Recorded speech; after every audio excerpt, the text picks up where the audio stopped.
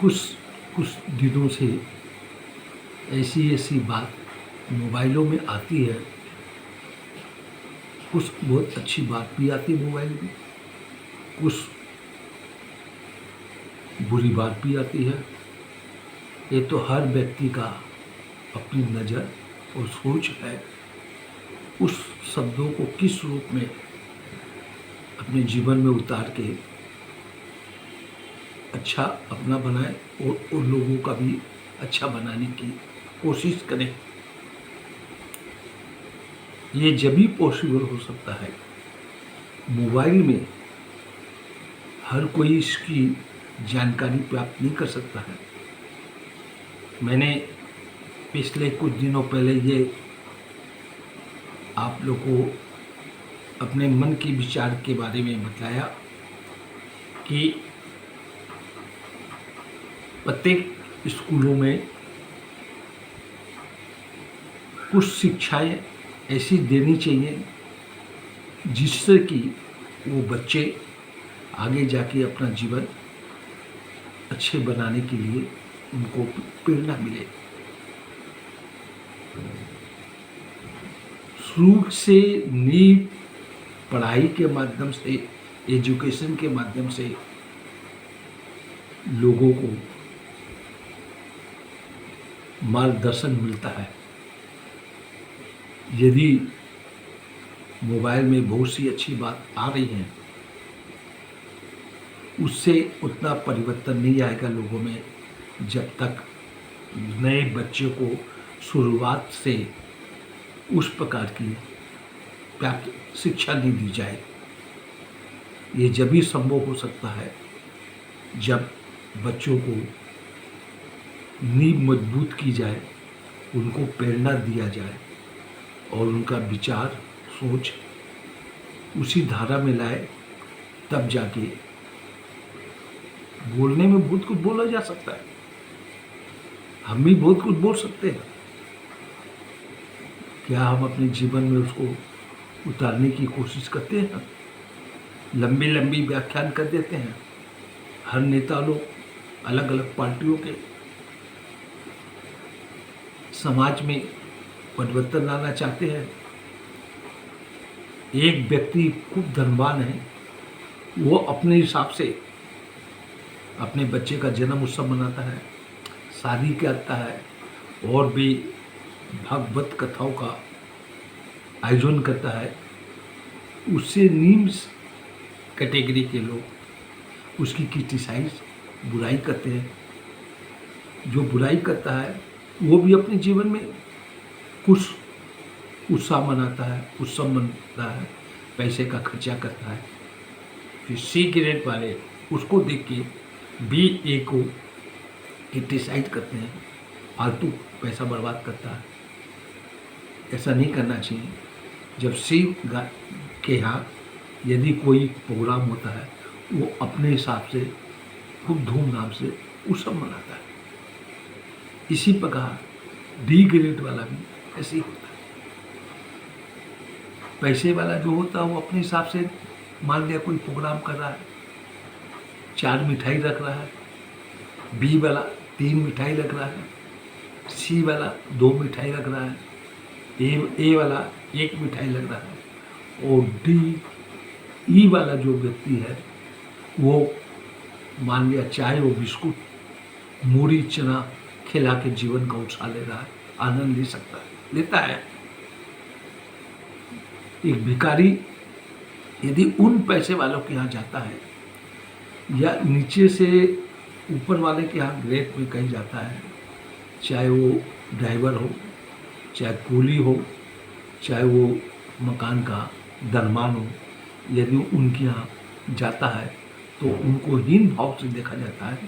उनको अपने आयोजन कार्यक्रम में कुछ भी प्रकार का होता है तो उसमें पार्टिसिपेट करने नहीं देते हैं। यदि कोई उसमें पहुंच जाता है, चाहे ड्राइवर है, चाहे जमादार है, चाहे दरबार है, चाहे सिक्योरिटी गार्ड है या और भी प्रकार के लोग, उन लोगों के आयोजन में भी पहुंच जाते हैं तो उनको बड़ी बुरी नज़र से देखते हैं।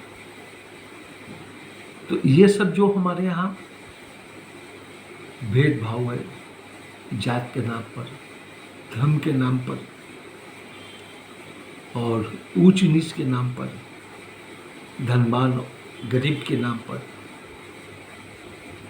और भी भिन्न भिन्न प्रकार के जो हम लोग की सोच बनी हुई है कई सौ वर्षों से, वो एक संग धूमिल नहीं की जा सकती है।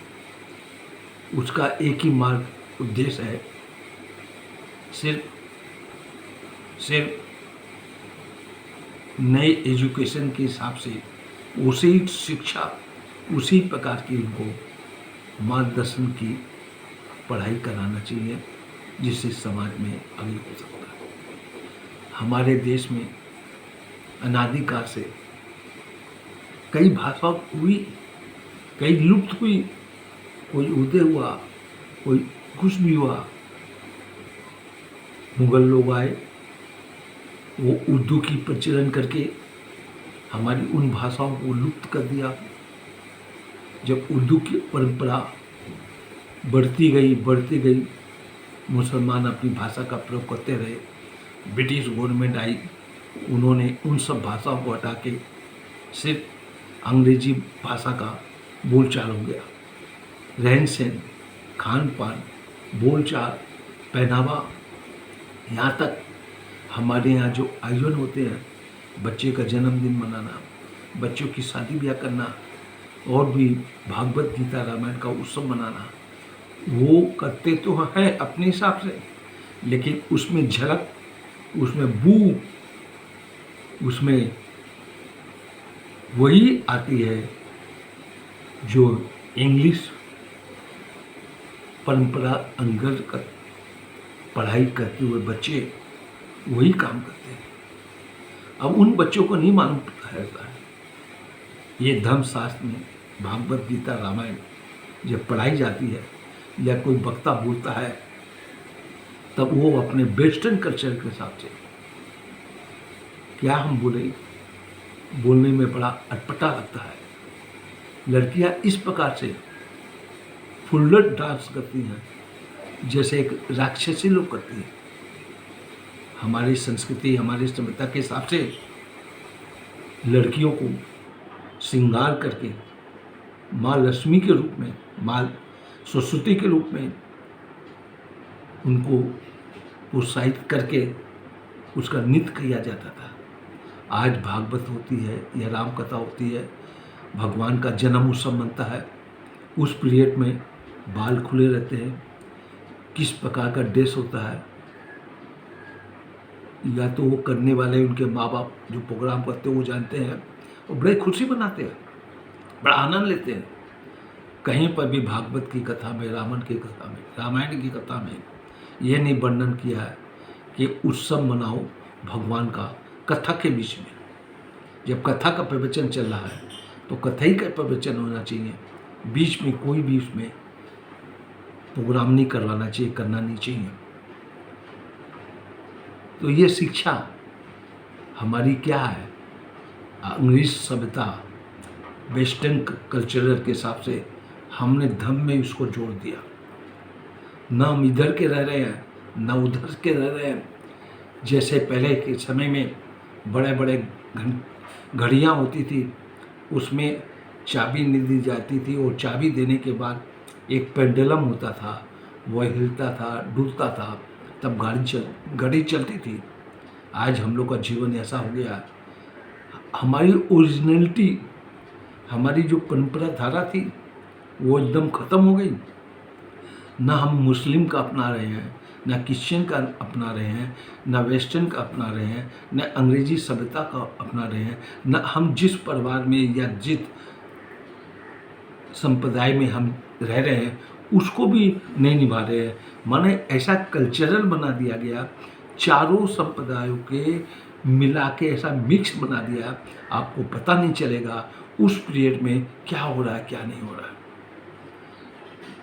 लोकगीत खत्म हो गए, समाज के वातावरण के हिसाब से जो भगवान को रिझाने वाले या जो भक्त लोग गाते थे या आयोजन में जो भी प्रोग्राम होता था, अब तुकबंदी के हिसाब से भजन बनते हैं, तुकबंदी के बाद कीर्तन बनते हैं, तो वहाँ से भगवान कहाँ से प्रभावित होंगे? भगवान हमारे से रिझेंगे कैसे? भीतर के मन के भाव के द्वारा जो व्यक्ति अपनी भावना में शब्दों का प्रयोग करते हुए मूर्ति के सामने जब बैठ जाता है और वो उनको रिझाता है, वो रिझता है, भाव में गदगद हो जाता है और यहाँ तक उसके आँख से आंसू तक प्रभावित हो जाते हैं। ये रिझाना हमारी संपदा खत्म हो गई, हमारी संस्कृति खत्म हो गई, हमारी सोच खत्म हो गई, हमारे विचार खत्म हो गए, क्योंकि हमारी धारा वो चल रही है वेस्टर्न कल्चर के हिसाब से। तो हम कितने भी मोबाइल के द्वारा उस व्यक्तियों के द्वारा अच्छी अच्छी बात का भी वर्णन करते हैं। अभी प्रदूषण के नाम पर, नदियों में गंदगी फैलाने के नाम पर बड़ा अच्छा उन्होंने उपाय बताया, मैं पढ़ा सुना, बहुत अच्छी बात है। कोई भी मूर्ति की यदि हम पूजा करते हैं, साल भर उस मूर्ति की हम आराधना करते हैं, उनसे बहुत भिन्न भिन्न प्रकार की अपनी कामनाओं इच्छा को मांगते हैं, चाहे हमारी कामना इच्छा पूर्ण हो या न हो, लेकिन उस मूर्ति के माध्यम से विश्वास और श्रद्धा के भाव से 1 साल तक हम लोग उसकी पूजा करते हैं। और नदियों में न प्रभावित करने के लिए दंड दिया जाता है, फाइन लगा दी जाती है, इस बोल के लोग उसको किसी पेड़ के नीचे रख देते हैं या किसी ऐसे स्थान पर रख देते हैं। कुछ दिन के पश्चात आप जब जाएंगे वहाँ पर, या तो वहाँ पर कौवा उठ पर बीट करते हुए मिलेंगे या कुत्ता वहाँ पर पेशाब करते हुए मिलेगा। जिस मूर्ति को हमने साल भर तक अपने घर में अपने माँ बाप से ज़्यादा बढ़ के उसको माना, आज उस मूर्ति की ये दशा होती है। तो उन व्यक्तियों ने सुझाव दिया कि एक बाल्टी में उन मूर्ति को रख दो पानी में भर के, और कई दिन के बाद वो मिट्टी की मूर्ति वो पानी में मिश्रित हो जाएगी, और वो मिश्रित होने से वही पानी को अपने गमलों में या पेड़ों में डाल देने से वो बहुत अच्छा उपाय बतलाया। मेरे को बहुत अच्छा लगा, लेकिन ये कितने लोग करेंगे? उस समझदार अपनी सोच अपने विचार के हिसाब ही से करेंगे। लेकिन ये जब हो सकता जब हमारी उस प्रकार की, हमारे यहाँ हिंदू सनातन धर्म के हिसाब से जब मैं बात करता हूँ, हमारे यहाँ बोला जाता है, क्रिटिसाइज की जाती है, बुराई की जाती है कि इन हिंदू सनातन धर्म में 5660 देवी देवता है। इसलिए है, लोगों को जानकारी नहीं है। मेरे जो अनुभव किया, मैंने जो विचार किया, उसके आधार पर बोलता हूँ। हमारे यहाँ ऋषि मुनियों के द्वारा जिस जिस वस्तु से हमको शिक्षा मिली, हमारा जीवन कल्याण हुआ, उन चीज़ों को हमारे ऋषि मुनियों ने देवता के रूप में दे दिया, शक्ति के रूप में दे दिया, ब्रह्म के रूप में दे दिया, पूजनीय बना दिया, वंदनीय बना दिया।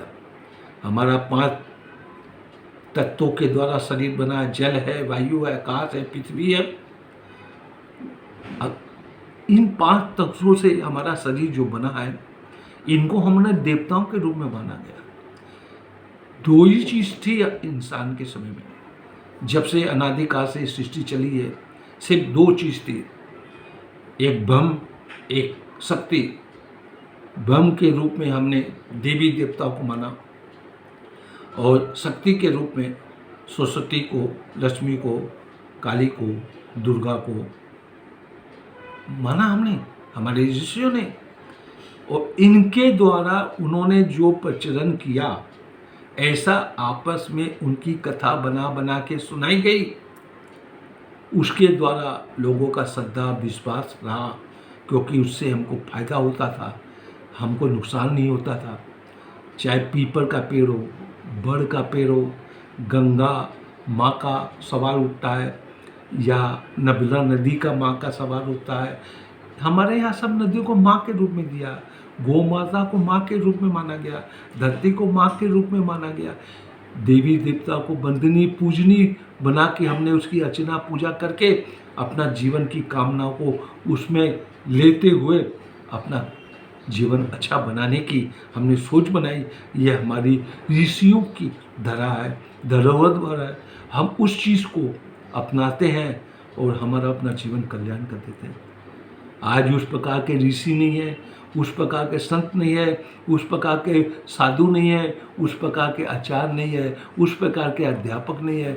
सिर्फ प्रोफेशनल होके पुजारी भी नहीं है, पंडित भी नहीं है, काम कराने वाले अनुष्ठान करने वाले भी वो व्यक्ति नहीं है उस प्रकार के सच्चे मन से।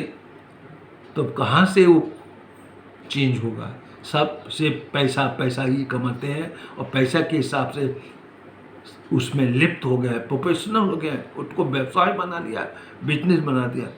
एक व्यक्ति मेरी मानता है, मैं अंतिम बात बोल रहा हूँ, एक व्यक्ति कोई भी हो, साधारण हो, अपने इष्ट की आराधना करता है और करने के बाद जो भी नाम से जो भी जप करता है, यदि करने से उस व्यक्ति में एक प्रकार का तप बल आ जाता है, और जब तप बल आ जाता है वो कितना का कल्याण हो जाता है, कितने की भलाई कर देता है। ये हमारे ऋषियों की विचार थी, उनकी सोच थी। चाहे वो राम के रूप में हो, चाहे किसके रूप में हो, चाहे हनुमान के रूप में, चाहे दुर्गा के रूप में हो, चाहे काली के रूप में, चाहे सरस्वती के रूप में, किसी के रूप में भी यदि है, उस शक्ति को, उस व्यक्ति को यदि हम अंतर मन से जप करते हैं, उसका नाम का स्मरण करते हैं, तो करने वाले व्यक्ति में एक प्रकार की शक्ति हो जाती है और वो जो चाहता है उसी प्रकार का लोगों का वो कल्याण भलाई करता है। आज ऐसा है? नहीं है। इसीलिए मैं बार बार कहता हूँ, मैं भारतीय हूँ, मैं इंसान हूँ, मैं ऋषियों की संतान हूँ और मैं सब धर्म को अपनाने वाला हूँ, सबका सम्मान करता हूँ। और ये हम लोग को सिखाया गया है कि किसी भी इष्ट को आप मानते हो उसकी पूजा करो, और बाकी जो करते हैं उनका बुराई मत करो, क्रिटिसाइज मत करो। दूसरे संप्रदाय में जो उनके इष्ट है उसको मानते हैं, ये बोलते हैं बाकी कोई है ही नहीं, सब बकवास है, सब बेवकूफ़ बनाते हैं। लेकिन हमारे हिंदू सनातन धर्म में ये बोला गया है, एक इष्ट की आराधना करो, पूजा करो और सबका सम्मान करो, किसी के संग भेदभाव नहीं करो। ये मेरा विचार आप लोगों के सामने प्रस्तुत किया। आगे आपको समझ में आए इसको फॉरवर्ड करो, सब्सक्राइब करो और लोगों को इसका मेरा बोलने का बाद में हमारा मन बने तब मैं बाद में बोलूँगा। राधे राधे राधे राधे।